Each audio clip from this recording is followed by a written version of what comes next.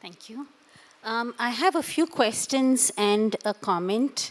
So I would just like to read out the questions, and like Joel said, maybe there'll be the other session where the questions will be answered, since this is a lack of time. So I just want to put those questions out. One thing that I really don't understand is if there's all the push to have the pedestrians, and which is a great, we all agree that's that's where we should go. But then, if it's all pedestrians, cyclists, and all, then why is there separately 2.7 for cycle path and pedestrian? If the whole, no, I'm serious. I really want to. It sounds strange to me. And also, then, if it's pedestrian and cyclists, then it doesn't need to be 16.7. So why is it 16.7? This I really would like an answer to. I haven't actually got an answer. Somebody said it hasn't been answered. So I really would like an answer to that, makes sense. And I just want to reiterate what Rakal said, which is, what is the plan to actually control the village traffic? Because I am just close to, Language Lab is just close to the Kotakrai village, and I just see increasing traffic every single day. And also, I just want to point out, I saw a whole family in a Mercedes-Benz, a whole Tamil family. Obviously, they've sold land, got money. They were in a Mercedes-Benz right at the corner of Matramandir, the visitor center, Matramandir Road. And I just want to point out, there's a huge amount of car ownership is actually increasing in the village. So we really need to see what is going on in a regional context. So plans have to be made for that. And my other question is, the 4 access ways, in this map, you don't really see those accesses so clearly as they are in the schematic. And I would like to know if the land has been bought for those service nodes. Because I think that is one thing. I already proposed this in 2009, that we find a place and parking where we could all park and then transfer. And is that land bought? Where do we see it? We don't see it over here. And my last thing is, when you showed the Crownways presentation, in fact, see, showing is one thing, but integrating is another. And this is where what Fred said is so important. It's not by pushing over one point of view. We have to integrate. And I think the Crownways was a chance to integrate. This is what Fred has been saying, others have been saying. We need to find the way to come together. And if there was that whole thing in the beginning, it is because people feel excluded from certain aspects of this plan. So can we not get together and really transform that plan to include everybody? So it will reflect everybody's perspectives. I believe that's possible. I believe that's why we are here in Auroville. And if we had a master plan that really unifies, that makes sense, then, as somebody said in the video, the sky's the limit. But it's because we don't have that. And this is why this meeting is here. This is why we have to come together. And it has to reflect, that unity of the differing perspectives has to reflect in our plan. That is the challenge of today. That's what we are being called to do. Thank you, Meeta, for coming for the presentation for the GM. We really appreciate it. And from the bottom of our heart, from everybody in Lavinier, we really would like to thank you for all the support which you have given in providing, in ensuring that, that we can collectively build this township. I think this is really, really important for all of us.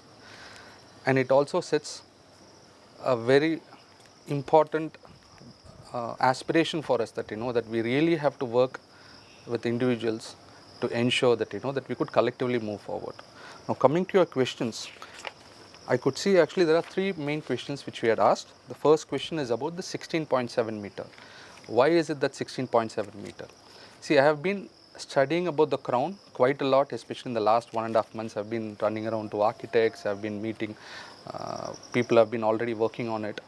And what I could find out from the archives, from the history and from the evolution, and also with my background being an architect, but what Roger wanted and what I could see in the galaxy is the crown, the mobility corridor is expected to be as narrow as possible.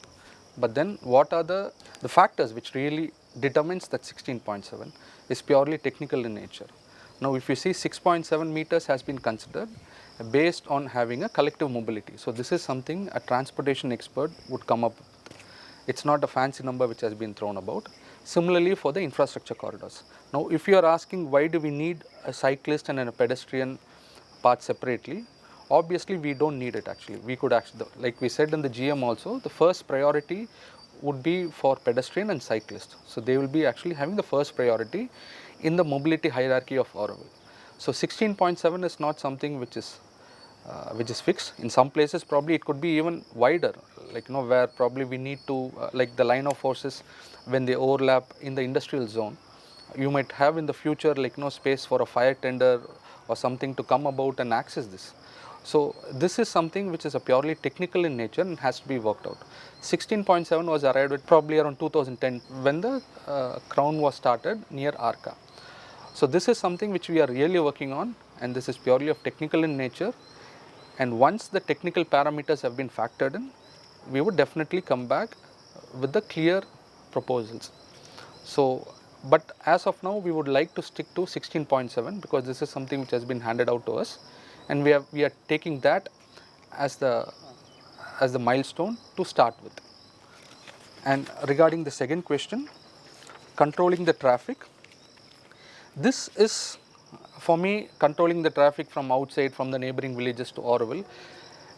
We could see it in two aspects. One is from planning or as a society, how do we look into it, and second is the behavioral aspect of it. We could either create a gated community or we could fence Auroville and then have entry points where we say look, these are for people of Auroville and these are not for the people of Auroville. But there is another way where there is something called a behavioral change. One simple example which I would like to quote is, if you see the littering which happens, people when they throw plastics and other things, maybe in the neighboring villages, we don't have that much in Auroville. We as a culture, we somehow respect that the public places have to be clean. And this you could automatically see when people step into Auroville, they don't litter here, and even an outsider. Probably in some places you have some bags which are being dumped. But these are rare instances. But in general, people, they don't do it. I think if we could collectively move towards mobility transport, saying, look, this is what Auroville stands for, then I think even an outsider, when they move into Auroville or when they start using the pathways and roads in Auroville, unconsciously or subconsciously, they'll get to know, this is how the mobility is supposed to be. And they would, by default, start to make that behavioral change, even temporary for them in nature for a day or two. They will start to respect it. They will try to treat it in such a way. And even if they don't do it, obviously they will be standing out. So I think the onus is purely on us to make that first step to show the people in the bioregion what we need as a mobility, what we need as a way of life. I think if we could bring the change, I'm sure we won't have these incidences of the neighbors intruding into our territory or the neighbors coming in with bikes and cars.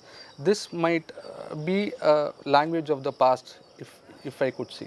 But I also agree that doing that alone is not sufficient, because we also have so many other factors to be considered. We have to have certain monitored entries and exits which will really help in ensuring that this transition happens. So that is for you for the second question. And the third is about the lands which needs to be purchased. We believe, and we have been told, that the Secretary is really working hard in this direction. This is something which we don't know much about it or much we can comment about it. But we believe, honestly believe, and we hope this should be sorted out in the probably before a term. And then apart from that, there is one more, your request. I don't see that as a question. Can we not get together and really transform the plan into Auroville? I think we are all here for that. We are all participants of this beautiful project called Auroville. So we are participating knowingly or unknowingly, and we have to participate it daily, like in the way we drive, the way we eat, the way we consume, the way we dress, the way we respect each other, especially when we are from such a diverse nationalities, where languages are definitely a barrier. I think working together is the only choice and the chance we have to really transform this beautiful place. Thank you so much.